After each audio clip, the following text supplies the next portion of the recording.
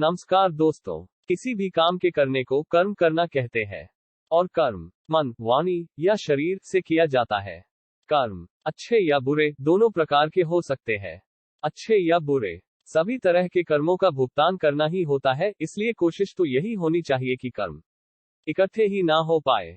परंतु ऐसा कदापि संभव ही नहीं है, क्योंकि मन से किसी का अच्छा या बुरा सोचने पर भी या वाणी से किसी को बुरा या भला कहे जाने पर भी कर्म का निर्माण होता है। ऐसा जरूरी नहीं कि शरीर के माध्यम से किसी का कुछ अच्छा या बुरा करने पर वो कर्म माना जाए। हिंदू धर्म के अनुसार कर्म 3 प्रकार के होते हैं: प्रारब्ध कर्म, संचित कर्म और क्रियामान कर्म। प्रारब्ध कर्म हमारे ही द्वारा पिछले जन्मों में किए गए पाप व पुण्य के कर्मों में से वे कर्म जिनका भुगतान या फल हमें इसी जन्म में भोगना है, वे प्रारब्ध कर्म है। संचित कर्म हमारे सभी पिछले अनंत जन्मों के पाप व पुण्य के कर्म जो काफी भारी मात्रा में एकत्रित है, वे संचित कर्म है। क्रियामान कर्म वर्तमान में किए जा रहे सभी पाप व पुण्य के कर्मों को क्रियामान कर्म कहते हैं। इस प्रकार मनुष्य की पहचान कर्मों से होती है।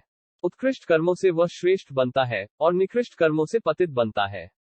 कर्मानुसार फल भोगने का सिद्धांत अकाट्य और सत्य है। भारतीय हिंदू संस्कृति कर्म और फल में विश्वास करती है।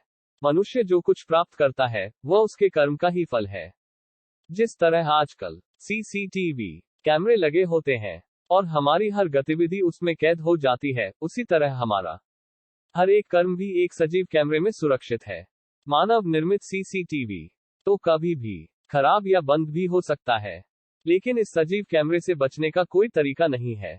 कई बार ऐसा होता है कि बुरे कर्म करते रहने पर भी किसी व्यक्ति को उसके बुरे कर्मों की सजा नहीं मिलती और हम मान लेते हैं कि भगवान ने अन्याय किया है, जबकि वह व्यक्ति या तो अपने पूर्व जन्म के कर्मों का सुख भोग रहा होता है या उनके गुनाहों का घड़ा भरने में अभी कुछ समय होता है। भगवान हर व्यक्ति को उसके अवचेतन मन में कैद कर्मों के अनुसार परिणाम अवश्य देता है। कर्म की महत्ता अद्वितीय है। हमारा अधिकार केवल कार्य करने पर है, फल प्राप्ति पर नहीं। गीता में भगवान श्री कृष्ण ने कहा है, कर्मण्येवाधिकारस्ते मा फलेषु कदाचन। हम कर्म करें परंतु फल की इच्छा न करें। यहाँ पर फल की इच्छा न करने का अर्थ है कि हम पहले से इस बारे में चिंतित न हो, क्योंकि परिश्रम का फल मीठा होता है। जब हम कार्य करेंगे तो फल अवश्य ही मिलेगा। इस तरह से हमारे जीवन में कर्म का बहुत बड़ा महत्व है। कोई भी हो या कहीं भी हो, अपना कार्य मन लगाकर मेहनत से करें, सफलता अवश्य मिलेगी। जीवन की सफलता के लिए कर्म करना अति आवश्यक है। भाग्य तो केवल उसमें मदद करता है। कर्म के 2 रूप माने जा सकते हैं। इस प्रकार भाग्य से कर्म को नहीं जीता जा सकता है, लेकिन कर्म से भाग्य को जीता जा सकता है। सफलता और असफलता कर्म पर ही निर्धारित है।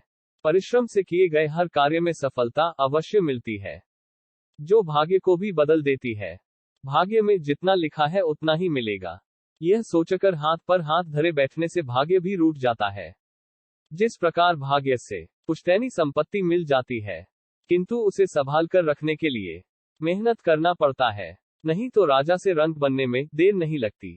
पूरा जीवन इसी धर्रे पर कटता है। मरते समय भी ऐसे ही विचार सूक्ष्म शरीर के साथ चले जाते हैं। यहाँ यह भी समझना उचित होगा कि मृत्यु के उपरांत केवल हाड़ मांस का शरीर ही भस्मीभूत होता है। उसमें से मन और आत्मा अपने संस्कारों को साथ लेकर पहले ही विदा हो चुके होते हैं। जब पुनर्जन्म होता है तो पिछले संस्कार साथ होते हैं। कर्म का फल मनुष्य को भोगना ही पड़ता है। कहा गया है, जो जस किया सो तस फल चाखा। जीवन की सफलता मुख्यतः कर्म से ही मिलती है। हाँ, कभी कभी हमारे कर्म में कोई कमी या अड़चन आ जाने से विलंब अवश्य हो जाता है। साथ ही यदि हम भाग्य की बात करें तो वह भाग्य नहीं बल्कि हमारी कड़ी मेहनत का ही परिणाम होता है, जो यदि तुरंत मिल जाता है तो उसे भाग्य से मिला मान लेते हैं। उदाहरण, 2 व्यक्ति एक ही काम को कभी भी एक समान नहीं कर सकते। कार्य में नवीनता लाना, कुछ हुनर दिखाना, आकर्षक बनाना आदि कहीं न कहीं अंतर पैदा कर देते हैं और सफलता भी दोनों को उसी के आधार पर मिलती है। हमारे द्वारा किए कार्य ही हमारे भाग्य का निर्माण करते हैं। कभी कभी परिस्थितियां, साधनों की कमी, अनुभव और परिश्रम हमारे कार्य की सफलता या असफलता का कारण बन जाते हैं। यदि किसी को संपत्ति वंशानुगत मिल भी जाती है, तो उसे आगे बढ़ाने के लिए निरंतर कर्म करना ही पड़ता है। एक कहावत है, बाबा पेड़ लगाए और पोता फल खाए। लेकिन पोता यदि उस पेड़ को नहीं सींचेगा, खाद ना डाले तो वह पेड़ भी सूख जाएगा। भोजन करने के लिए भी मनुष्य को हाथ मुंह तक ले जाना ही पड़ता है, इसलिए जीवन के सफलता की कुंजी कर्म ही है। सुप्स्य सिंहस्य मुखे नहीं प्रविशन्ति मृगा। इसका मतलब है, सोते हुए शेर के मुख में अपने आप मृग हिरण प्रवेश नहीं करते हैं। अर्थात जंगल के राजा के पास आकर कोई भी जानवर नहीं कहता है कि महाराज जागो मैं आ गया हूं, मुझे खा लो। जंगल का राजा होते हुए भी शेर को अपनी भूख मिटाने के लिए श्रम या काम करना पड़ता है। जब जानवरों को भी कर्म करने की आवश्यकता है, तो हम तो मनुष्य हैं, हम कर्म से क्यों मुख मोड़ें? हम में सोचने और समझने की शक्ति है, अतः हमें कर्म की महत्ता को जानना चाहिए।